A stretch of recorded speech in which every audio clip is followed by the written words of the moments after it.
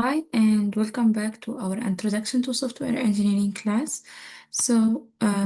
Today we are going to continue. Last time, what we did is that we went through the introduction and mainly some definition of software engineering, context, and the iterative development lifecycle. And for now, we are going to start with the software development activity. And so today we will cover a little bit more about this topic, which is the iterative development uh, life cycle. So it mainly covers the different processes or probably the different steps of developing the software. Okay, so here we go.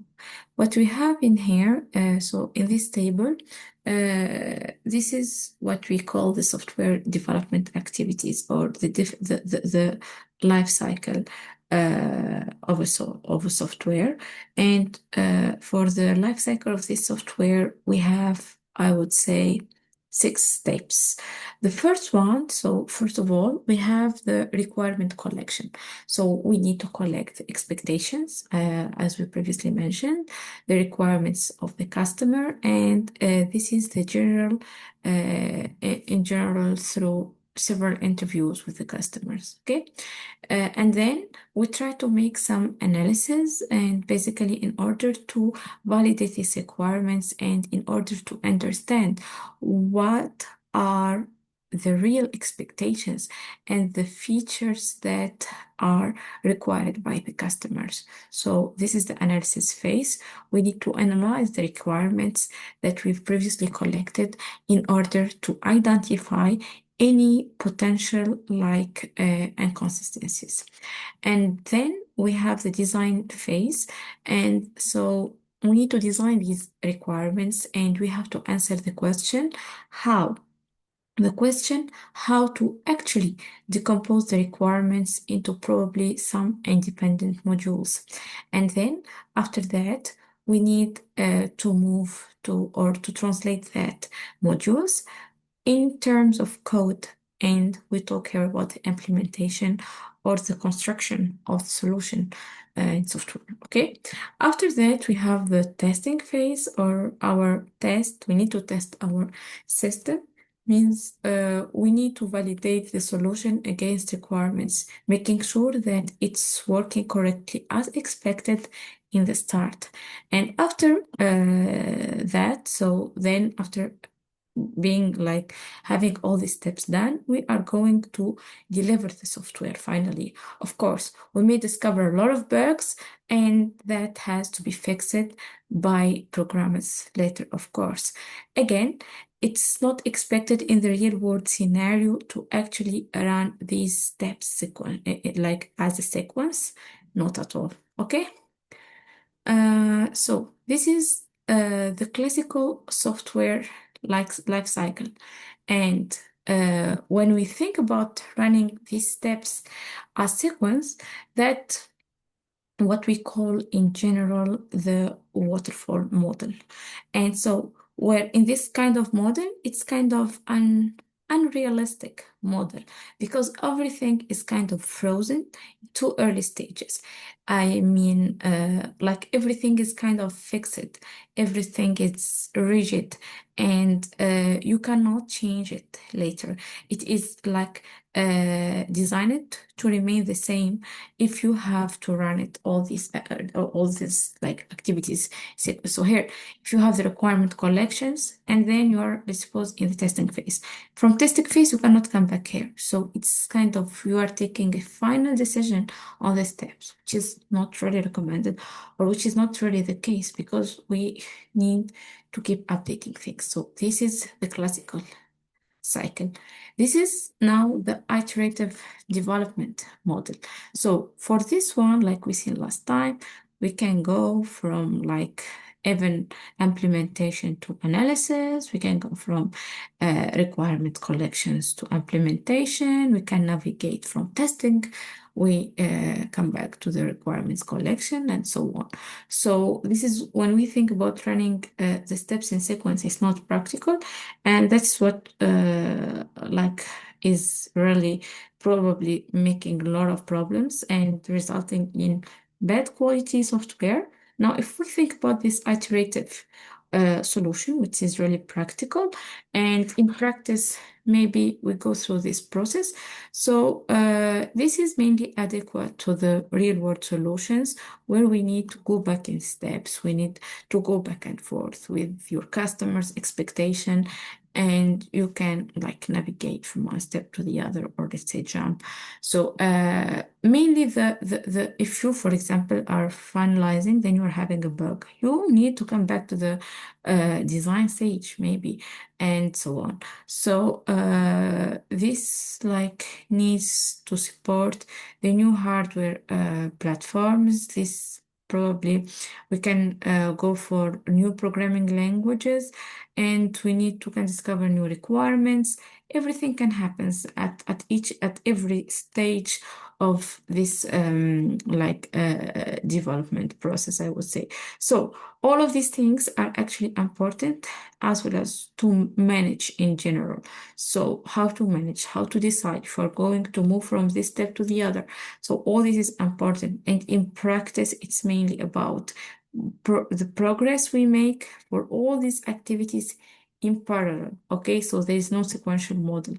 Okay, and if we are talking about the iterative model now, so in general, this kind of development is the one which is widely used. So because it's more realistic, I would say, and where we try to probably have a first prototype, and then this is at the beginning. After that, we try to integrate it, probably some new features. We can integrate that, we can validate and test, and so on. And then we can try again to iterate by adding new features. It can happen. And then what we do is that we are going to adjust everything together. So this is the concept of prototyping in general, and which is within the iterative development process. Okay. And now mainly this is about the software development activities I was mentioning. What's going on? Yep. Yep. The requirements keep changing and can change. What are the requirements? So, excuse me one second. Yeah, this is we were covering around. So I didn't cover this before. Excuse me. So now we are focusing on this. The first step is, as I mentioned in the table, is the requirement collection. And usually the user's requirements are informal, which means there is no contract, there is nothing, only the user is coming to the developer and describing, as I mentioned, in plain language, I want this, I want that. Usually it could be a description of features, or he can like describe kind of use case scenario, or use case, I would say. So this is going to be in English, in Arabic, in a given language. It could be written in like text and so on. So this is how informal requirements are. And now, because of this, like being informal, they could be sometimes incomplete. While describing the requirements or the expectations from this this software, sorry, the user can forget something, or can probably mention something in the not from the start. So we can expect some problems happening, especially like in understanding, I would say, or in expressing their needs from the user side, from the developer, like understanding as well. So there is a lot of frustration, and this is, I would say, the most critical part of the process. So because usually the users, they are not very clear about what they want, and they keep changing their brain. And there is really a problem. They probably have some difficulties in explaining what they expect or what they need. So this is mainly the problem, which is related to human nature, mainly. And now, so we really need to spend enough time to reiterating the requirements. We need to really understand and to have a clear vision of what these requirements are. We need to understand the exact needed things, the functionalities, the main things. And this is very important to do at the beginning of the project. So it's like you are having a writing task and you are not understanding the topic. If you are going to answer and fill the whole page, it's useless. Even you are using the best like expressions and very nice structure, you are completely talking in a different topic. So this is what it's really looking like. So we need really to discover any inconsistencies in the later, like we can discover problems or inconsistencies in the later stages of the project development if we do not give enough time to understand the understanding of the problem and what is needed.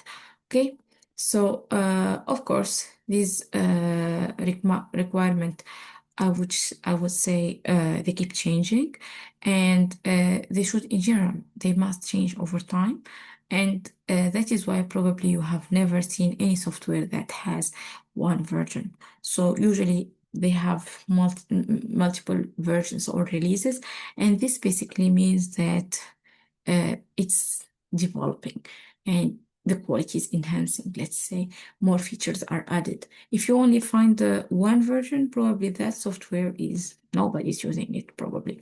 So you have to build this project over time, and you need to actually collect feedback from users. So if you're downloading some app now, and let's say we are downloading some app for Google Meeting, I would say.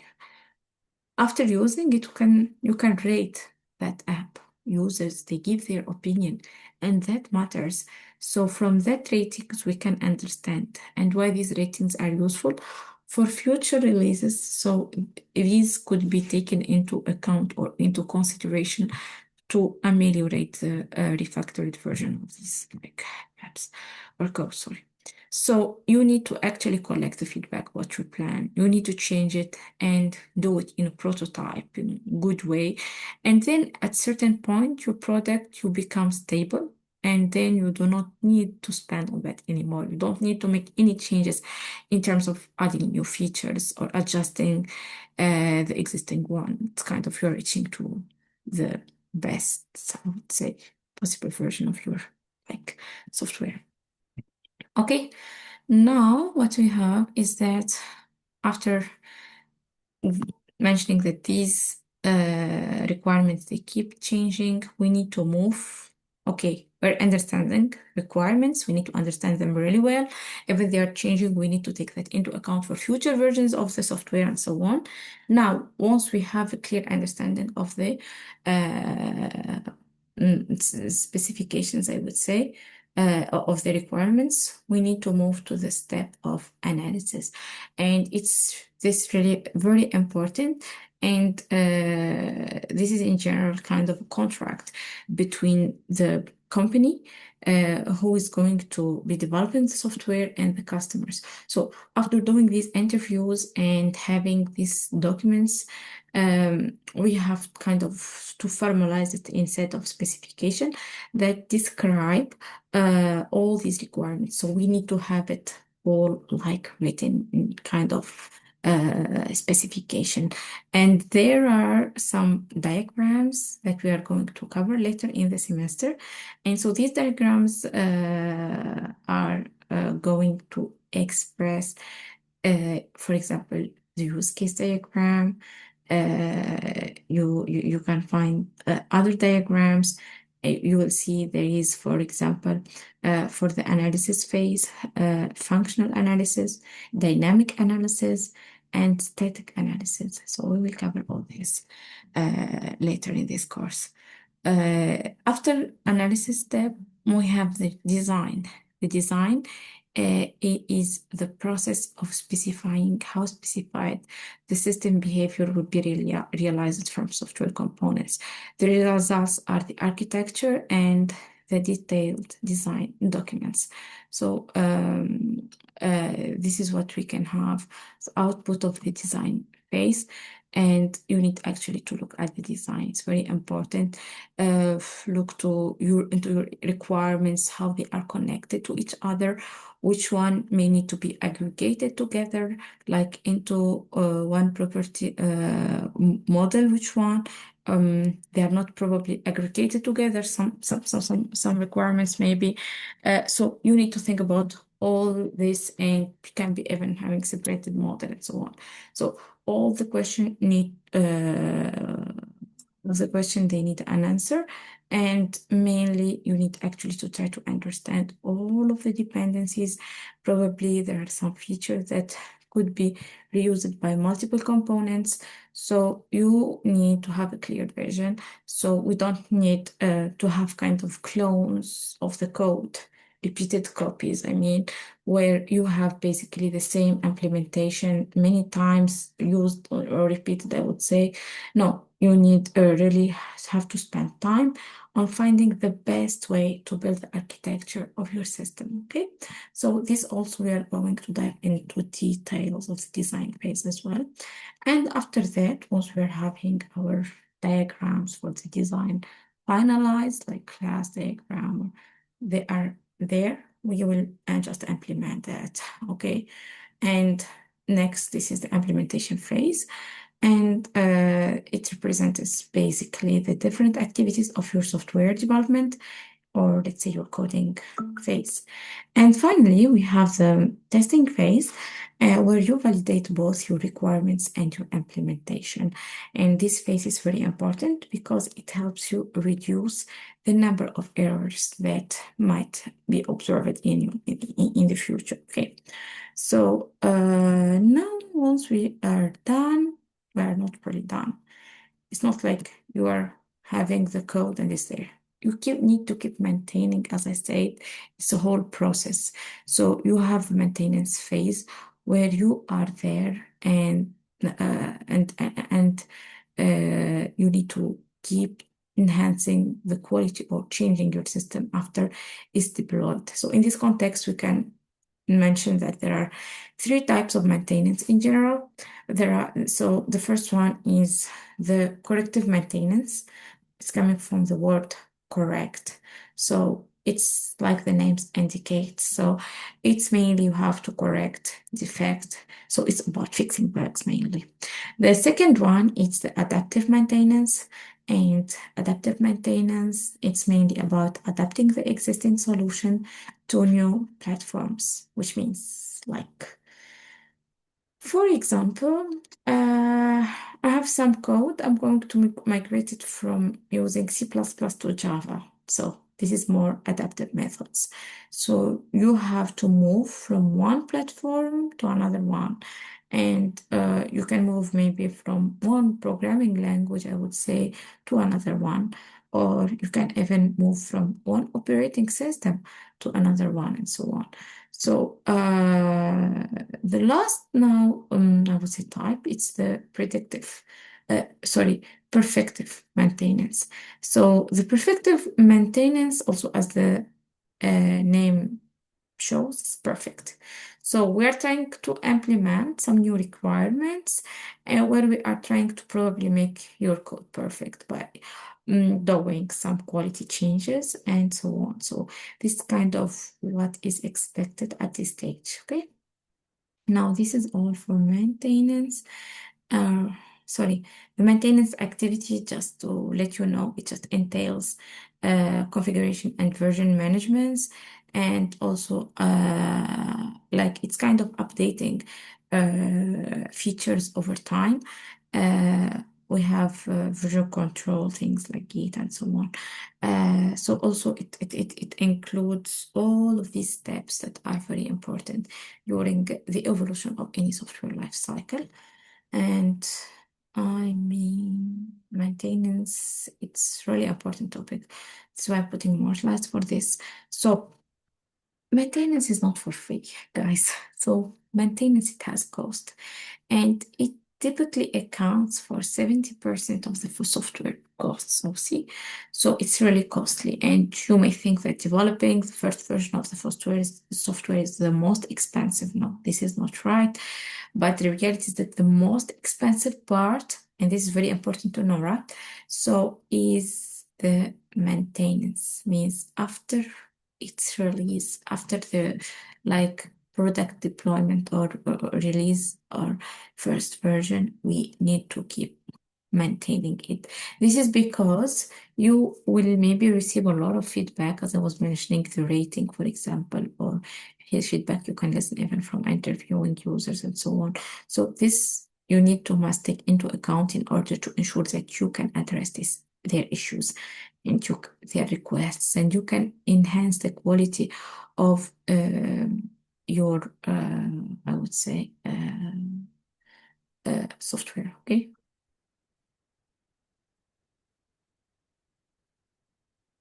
So, yep, we are moving now to the after talking on maintenance. There is this very important topic to discuss is the testing one. So, testing is very important phase in the maintenance process. So you've probably experienced similar situation to this guy who isn't really like happy with what the machine is doing. Oh, saying, okay, and now you will do exactly what I'm telling you. So he's frustrated, he's fed up, and this is what you probably experienced as well.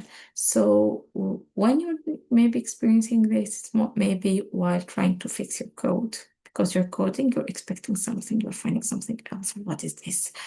During the semester, we will cover software testing, so including how to generate test cases.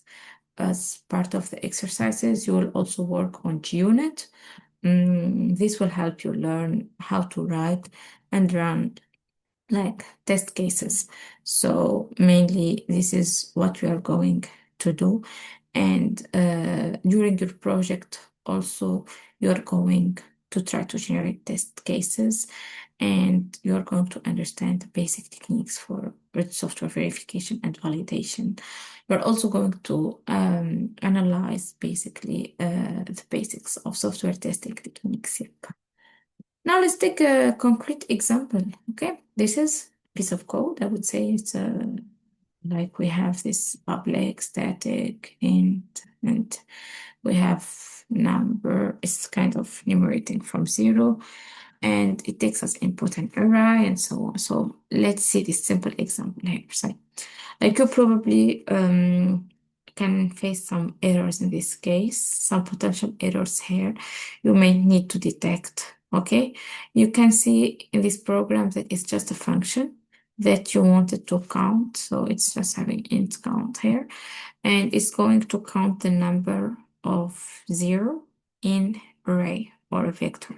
So it's going to take an array, and it's going to like start counting if any zeros or so we need here to identify what's the error here.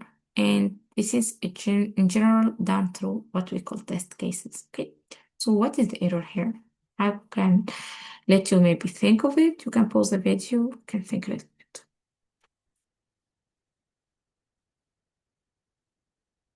Okay, so basically in this loop, this for instruction, so what you have should start searching at 0, not at 1.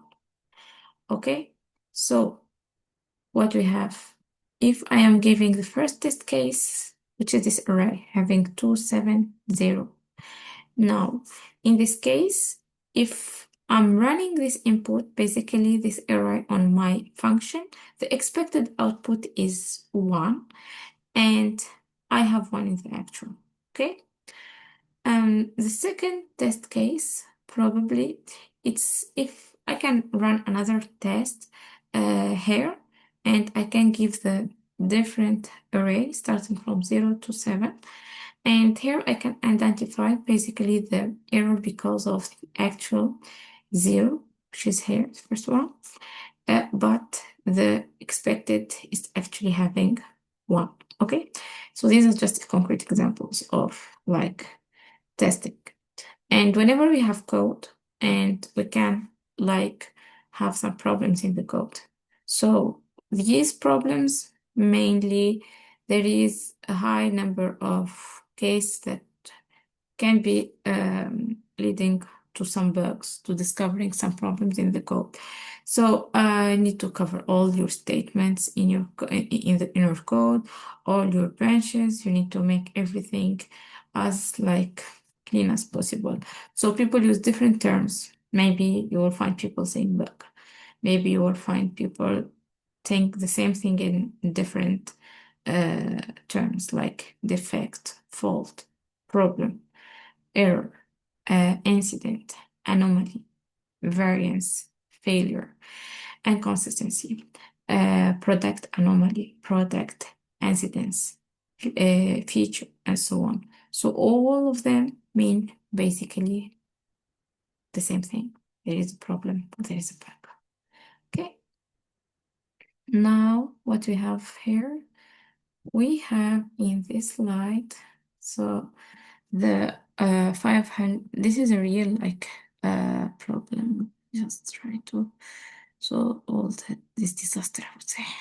So what we have here, it's a problem related to failure, and this cost of failure and bugs in general, it's really costly in practice. So this is the example that was happening in 23, where actually a very small like error in software in the alarm system actually affected over 10 million people in Canada, more than 4 million people in the US, and the financial losses are over $6,000 billion.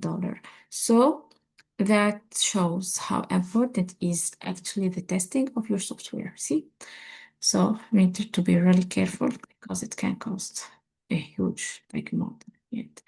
Software quality and the different stakeholders being involved. So of course, even during the maintenance process, we have to deal with all the stakeholders and customers, users maybe, and also the development managers.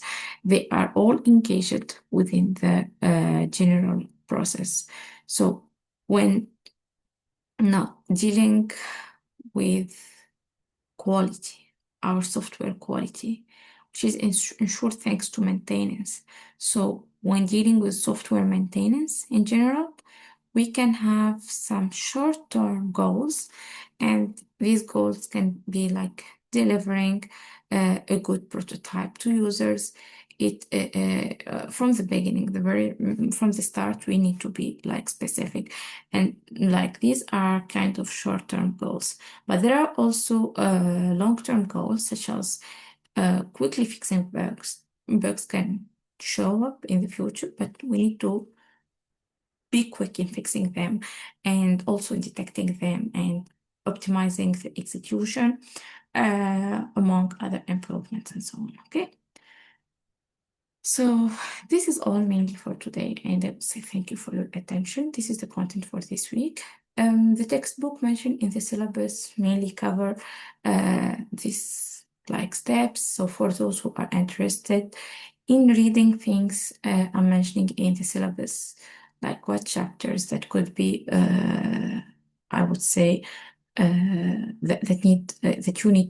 might need to read during the week. Otherwise, it's okay. I'm trying to cover everything here. Okay, thank you for watching. I will stop sharing, then I will stop recording.